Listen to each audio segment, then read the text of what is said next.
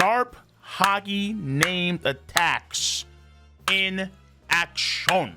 Hopefully you guys had a good Easter Sunday. Your boy is out all damn day. Had a great time Easter Sunday. I couldn't get to the review on Sunday. It is what it is. That's what's coming delayed this week. However, nonetheless, Austin will make a pretty damn good review. I do not doubt it. Yes! At all. And this chapter has a lot going for it. But of course, the end of the chapter is where things are the heftiest, the meatiest, where there is so much meat on this bone. It is enough to feed the entirety of the Democratic Republic of the Congo. Now, if you haven't seen my live stream reaction to the chapter, you go two spots. Number one, of course, the Cole Requiem channel, link in the box below. And of course, the full stream, we have the reaction plus the post discussion with the Tier 3 cats on my twitch.tv channel as well. Number one. Number two, as per usual, we break down this chapter by its three main components. Number one, the pace and structure. Number two, the heftiest, obviously, for this chapter, the character components. And then number three, of course, the story progression components for this chapter. And finally, number three, before we get started, a brief word from today's sponsor. And of course, today's sponsor is none other than the Surfshark VPN. Lovely. So I'm willing to guess that most of you lads and ladies watching this video are weebs. Correct, sir. It is what it is. We are who we are, our chest held high, and we show the world unabashedly our appreciation of the culture of the land of the rising sun. But in doing so, sometimes we do venture into very dark and dangerous places where individuals that mean us no good, for damn sure, they are going to try and ruin our days, our weeks, our months. If you wind up in these dark and dangerous places, whether they be rated M for mature or not, it's up to you. But the fact of the matter is that you're gonna want some protection when you do go to these places. And Surfshark VPN has your back. Not only does it have some damn good features, like the clean web feature that removes any ads, malware, or trackers is gonna be there to ruin your day. And even though I love cookies, the fact of the matter is that I hate them online, but Surfshark VPN can easily handle cookies, making my online experience all the more better. Surfshark VPN is quite literally available on all your devices and also quite literally available all around the world. And one last thing too, if you don't know, now you know, a lot of my content is region gated. But you can easily gain access to mine and other region-gated content easily with Surfshark VPN by simply changing the region where you're located in, and then boom, just like that, you'll gain access to all those features that previously you could not gain access to. So go in the description box down below. Use code COLE, that is KOL, to get 83% off and 3 months free off of your purchase of Surfshark VPN. So on that note, thank you Surfshark VPN for being awesome. Once again, use code COLE, KOL, and now let's get back to the video at hand.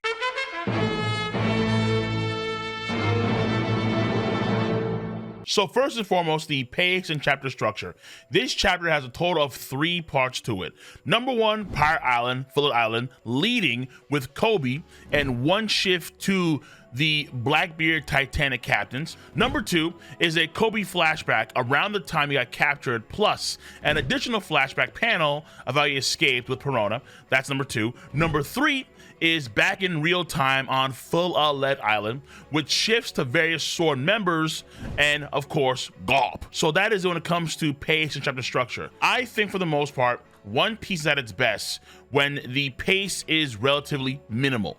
And this, I think, is pretty good pacing. Even though there were a bunch of these minor shifts across the entire chapter, it's still overall just 3 main parts. And all these shifts just coalesce to the sword members, the Marines, setting up Garp Chujo. So more often than not, the less sections we have in a One Piece chapter, usually the better that chapter tends to be, and this chapter was no exception. So overall, I would say for pace and structure, very good.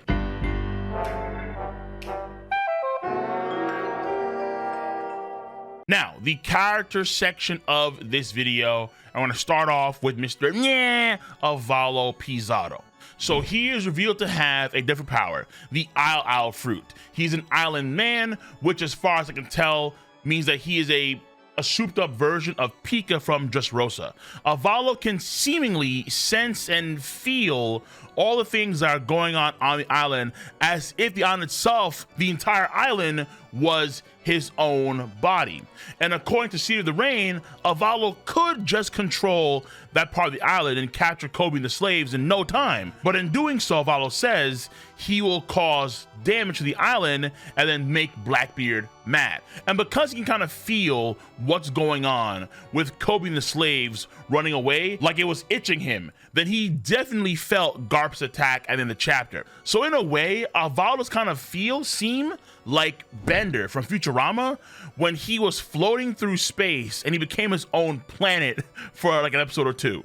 So that's what it kind of feels right now with Avalo Pizarro.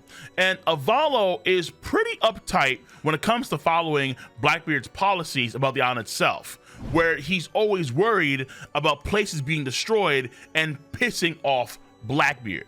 So that's number one for character, Avalo Pizarro. Number two, Vasco Shoto. Vasco Shot ate the glug glug fruit. He is a booze man. His appearance has slightly changed from chapter 1059 when he raided Amazon Lily with Mr. All Day Every Day 24/7.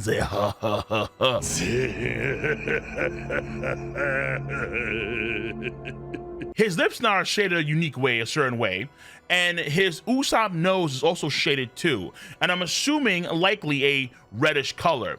He also now has a star on the left side of his forehead, like he's trying to join the One Piece Joestar family. So Vasco Shot has changed somewhat after consuming this glug glug fruit, and that is all for his character for this chapter. After that, number three, low-key San Juan Wolf, where Wolf can make essentially sleeping snot bubbles so big and so sturdy that someone as large as Vasco Shot, who is officially 18 feet 10 inches tall or 5.7 meters tall, he can ride one of these bubbles as if it were like a Shaboni archipelago bubble with no issue at all. It doesn't even break. So if you don't know, now you know. Vasco's a big, huge, titanic male, and this dude could ride those bubbles with no issue. So that is number three for character, San Juan Wolf. After number four for character is going to be Prince Groose.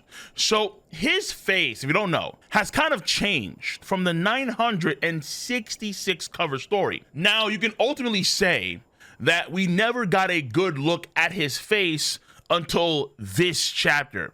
Not even in let's say 969 cover story or even in the 1061 chapter itself. So you can argue that this chapter is his true face reveal, even though again, in 966, we see his face, but it's a bit different. Also, Prince Groose has consumed the Glorp, oh my god, these names, the Glorp fruit. He is a Clayman. So think of the slimy Isekai, the character Clayman. So he is a Clayman. And like Cracker, he can make autonomous creations that can fight and act independently in some way.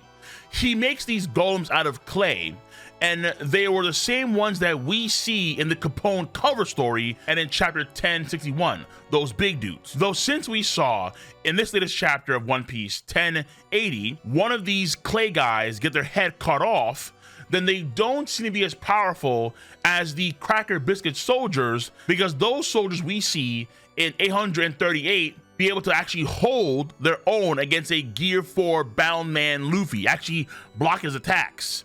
However, these golems can reform as if they're Logia, and they can speak. So they seem to be more self-sufficient and self-sentient compared to the Cracker Biscuit creations. So that is Prince Groose, number four for character. Number five for character is going to be Kujaku. So Kujaku, she is revealed to be the granddaughter of Suru, one of the old guard of the Marines. She has eaten the whip fruit, and officially she is a, quote, disciplined woman, end quote, different than the scan versions that say she's a tamer woman. Given her abilities, her demeanor, I would say it's pretty clear that Oda is tapping into his kinks. And if you don't believe me, I did a video in 2021 diving into SBS 98. Video here in the corner. You can check it out. Now, she is officially a Rear Admiral, the lowest admiral rank among the Marines, and the same rank as Hina and Prince Groose. Also, Kujaku is able to whip non-living things into action, and she notes how the building had a pathetic looking face, even though we ourselves don't see a sort of face on the building itself. So in a way, you can say her whip, just for her, kind of turns a non-living thing into a homie, and then it moves to her accord. And I can hypothesize that living things and people would follow her orders in the same way when she whips them too, like Duess in One Punch Man. But that has yet to be seen at this point in time. So she is number 5 for character. Number 6 is going to be Hibari. So she has a crush on Kobe, which is why she was begging for Groose to invade Phil Island in chapter 1061, and even pats Kobe a lunch in this chapter. That is adorable. Oh, so sweet. She is also a very skilled sniper who could shoot flower rounds in the other pirates' guns before they could fire their guns. At least that's the way I kind of read it, where before they could fire their things, she fired her thing, and then they could not fire regular bullets. The gunpowder flower, or the GB flower, was first shown in the cover story of 1073. It's the invention that Dr. Vegapunk won his Ibel Peace Prize for, that gunpowder flower. Also, last thing, there was a mistake on the official translation of the chapter, where her rank in the Viz official version of the chapter is Navy Headquarter Lieutenant Commander Sword Hibari. That is an error, because we see in 1061, that official chapter, she's actually Commander, not Lieutenant Commander. She is a rank above Helmeppo, not the same rank as Helmeppo. In the scan version of 1080, they do correctly state that she is a commander, not lieutenant commander. So that is an error for the official release of the chapter. After this, fine for character, of course, without a doubt, Garp Chujo. I think Garp is the reason why their ship went flying up in the first place. I'm not sure if it's actually the case, but I don't mind for the time being giving it to Garp, since it does clearly model the Sunny Go's movements that he himself saw at the end of the post-Enies Lobby arc. We also find out a little bit more as to how Garp views Kobe. Not only is Kobe, of course, his pupil, therefore deeply caring about him and his well-being, but also he views Kobe as the future of the Marines. So when Kobe himself is shocked to see Garp and company pull up for him the way they were, it's because they value him that greatly, which also does co-sign in a way Blackbeard's comments, but I'll save that for the story progression components for this chapter. Garp is confirmed to have Conqueror's Haki infusion, meaning that he has Conqueror's Haki in a general sense. He is the second Marine to have Conqueror's Haki since Sengoku had it revealed in the Vivid Card data volume number 7. So Garp having Conqueror's Haki infusion most likely indicates that Monkey D. Dragon at the bare minimum has regular Conqueror's Haki. And I harken back to chapter 570 and Ivanko's words about Dragon. However, because we don't have absolute confirmation, like it's not on paper in a Vivid Card or actually in the manga itself, then I'm going to say it's 99%, because as per usual, I want to get absolute confirmation. And also, because Garp and Sengoku now have confirmed Conqueror's Haki, this also does increase the likelihood of a Kainu having Conqueror's Haki / Conqueror's Haki infusion. After this, we get the very first Haki-based name attack from Garp Chujo, and it's called, of course, the Galaxy Impact.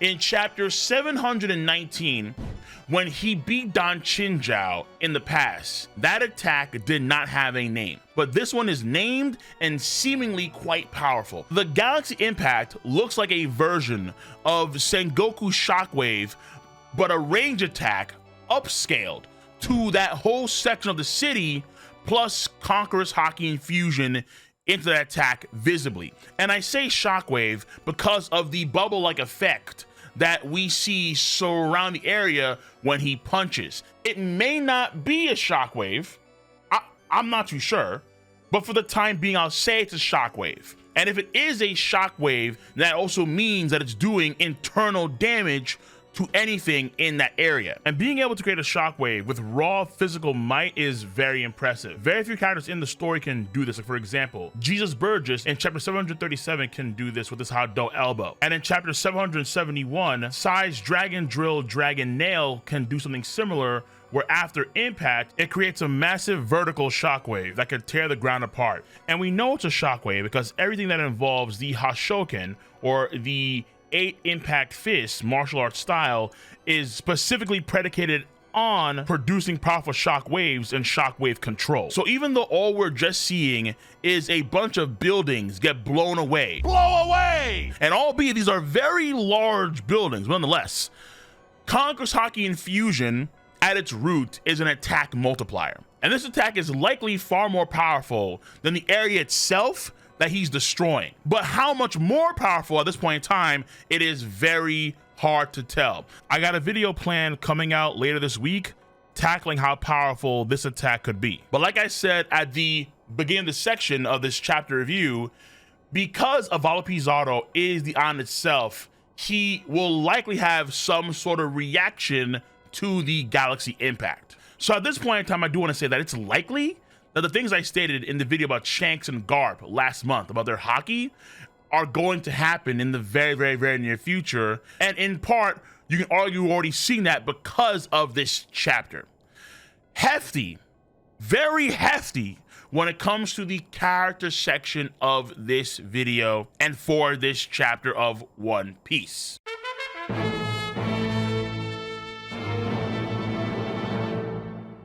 And now we have the story progression components for this chapter. Number 1, we find out what the stars mean on the Cross Guild wanted posters. 1 star basically means 100 million berry, or apparently one treasure chest.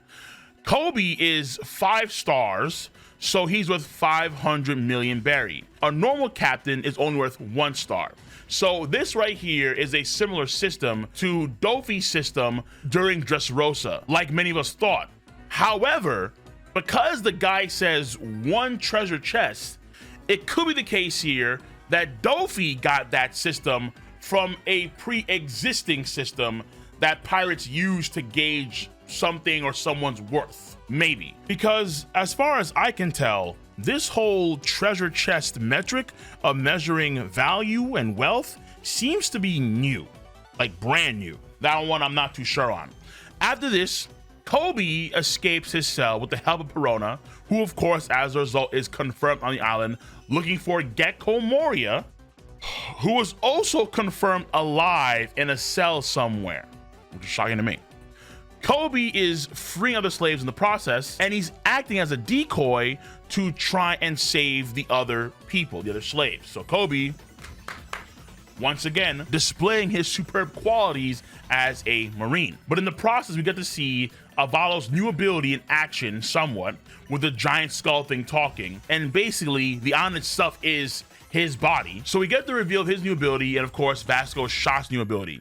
We also find out that the rocky port was on Full Lead Island, on this island, meaning that the Law and Kobe and Wang Ji and Blackbeard crazy incident that happened way back when during the time skip happened here.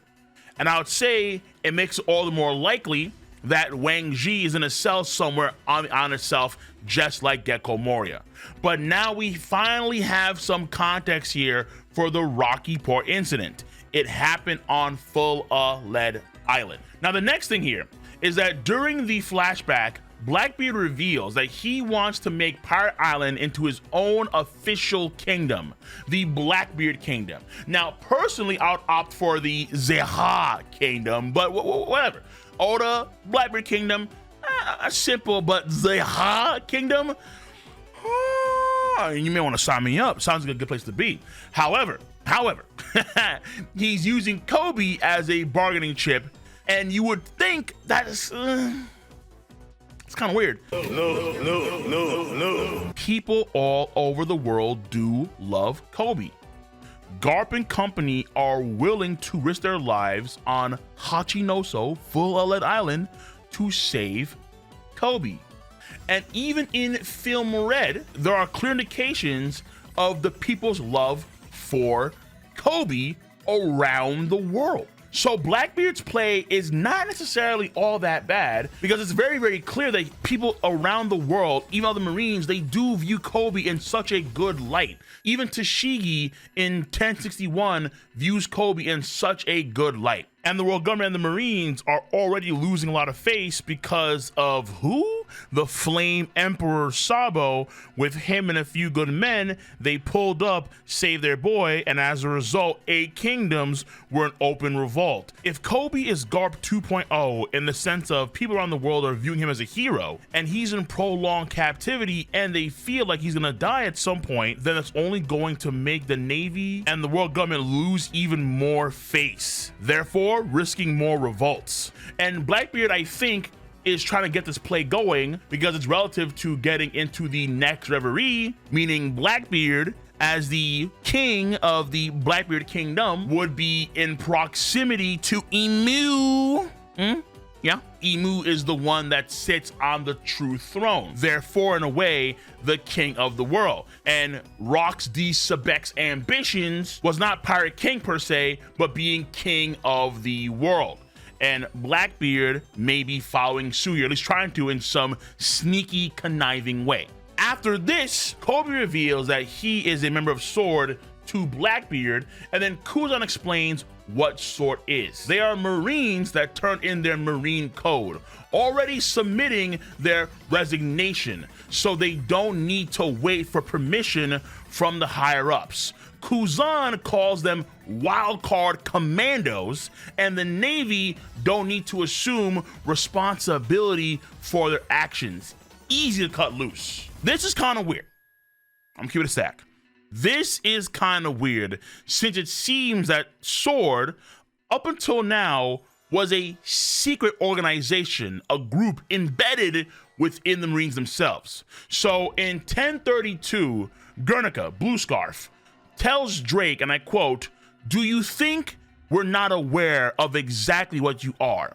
Kind of implying that Drake kept it hidden that he's a member of SWORD from most cats, but Guernica, Shield, the antithesis of SWORD, they knew what was what. And in chapter 956, when Kobe and Drake are talking via the Den Mushi, Kobe needs to find a, quote, quiet spot before talking, and they even use code words before they begin the conversation. Even Drake is in a random shed in the outskirts of Ibisu town. Very secretive, very secluded on the part of Kobe and Drake when they have their conversation as SWORD members. So Kuzan's words are pretty weird given this context. But at the same time, in this chapter 1080p, Blackbeard does make a distinction between certain Marines during his reign on Amazon Lily, and we see that actually happen in that chapter 1059, where Vice Admiral Yamakaji does tell his people to wait for clearance from headquarters, but one panel later, Blackbeard blows away Marines that were seemingly pressing him with a quake punch. So this is weird. Maybe Kuzan is still framing this as a secret group, and only higher up Marines like admirals would know about this group, likely meaning that he himself was not / is not a member of SWORD, but knows about SWORD because he was a former admiral. Or maybe he's even lying to try and save Kobe. So this whole thing with SWORD It's hard to tell. It really is hard to tell, honestly. So at this point in time, let's take the wait and see approach and see how Oda writes Sword in the future. After this, Prince Groose, Hibari, and of course Kujaku arrive on the island where they're setting up Garp to wipe out a large number of pirates with their abilities. And of course, after that, Garp with Tashigi and Helmeppo arrives like a madman, a lunatic, and wipes out scores of pirates in the new city square that the Sword members set up for him. And because Tashigi is here, I feel like Smoker is also likely here too, but we said the same thing in 1061 and there was no Smoker in sight. So it's kind of weird. Maybe because they all now know that Monkey Jesus is on Agate Island, they split and he's going there while Tashigi's with Garp. Maybe, so I'll have to wait and see. But that is it when it comes to the story progression components for this chapter of One Piece.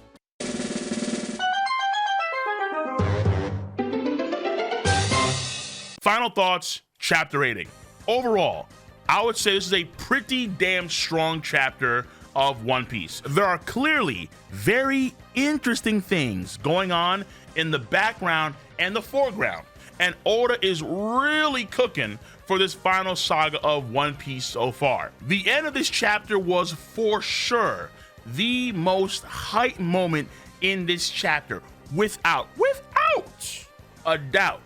And for your boy, personally speaking, it is Garp finally just starting to live up to why he is in my top 20 strongest characters in One Piece from last year. And I'm hoping to see a lot more from Garp so he can continue to live up to his position in the top 20. Portrayal is now getting phased out a bit for feats, which is good. But again, we still just don't know how powerful this attack is. So I'm praying to get more details and we just don't go over to Agate Island next chapter and we stay here on Full Lead Island. And on top of all this, even more onus to see what happened on God Valley, yo. Because when Garp was faster and younger, it must have been a sight to behold seeing a galaxy impact. So I'm still hoping that Bonnie, via the Kuma memory bubble, got insight on God Valley. I'm praying that Kuma was on God Valley. I really am. But that being said, oh wait, one last thing too. Low key. Because Perona is here, I'm also thinking that a cross guild / Mihawk pulling up too. I really am. But that probably is actually unlikely and or far out there because word has to reach them and maybe Perona has to be captured. And then now we're cooking. Oh, now Oda is bringing on his Valhalla feast. So overall, this chapter I thought was a great plus to an amazing chapter of One Piece. I would give it an 8.5 to 9 out of 10 in my